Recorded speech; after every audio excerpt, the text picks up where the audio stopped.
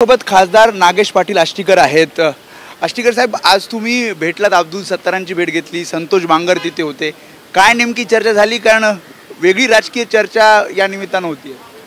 कसं आहे, आता मी एक खासदार आहे, माझ्या मतदारसंघामध्ये अब्दुल सत्तार हे पालकमंत्री आहेत।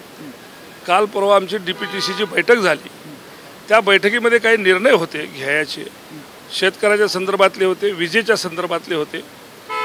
आज जवळपास हिंगोली जिल्ह्यामध्ये एक 40 गावं लाईनीपासून वंचित आहेत। एक महिना दीड महिना झाला जवळपास वारा वादळाने सगळे लाईट पोल पडलेत।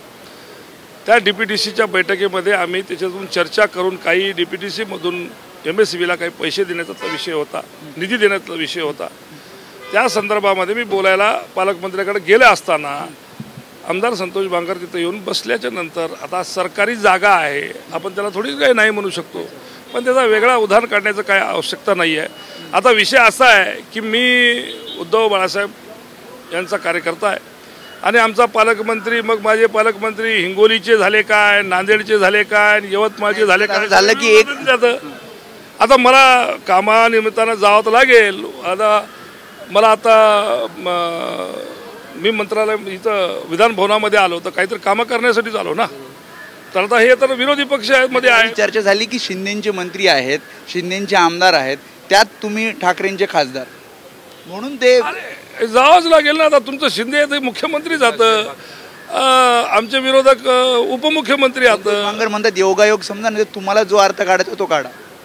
हा, त्याचं कामच आहे असं काहीतरी म्हणायचं ठेवायचं, पण असा काही विषय नाही आहे।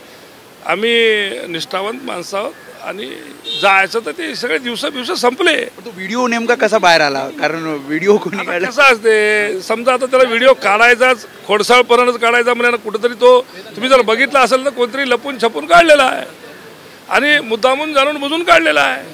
आता मी काय म्हणजे चोरून गेलेलो आहो का? इथं आता विधान भवनामध्ये आल्याच्या नंतर मला मंत्रालयाच्या त्या मंत्र्याच्या कॅबिनला जावंच लागेल, बोलावंच लागेल। त्यामुळे याचा अर्थ असा काढण्याची गरज नाही आहे। आम्ही निष्ठावंत माणसं, खानदानी माणसं, असलं आमच्याजनं काही होणार नाही आहे, डोंट वरी।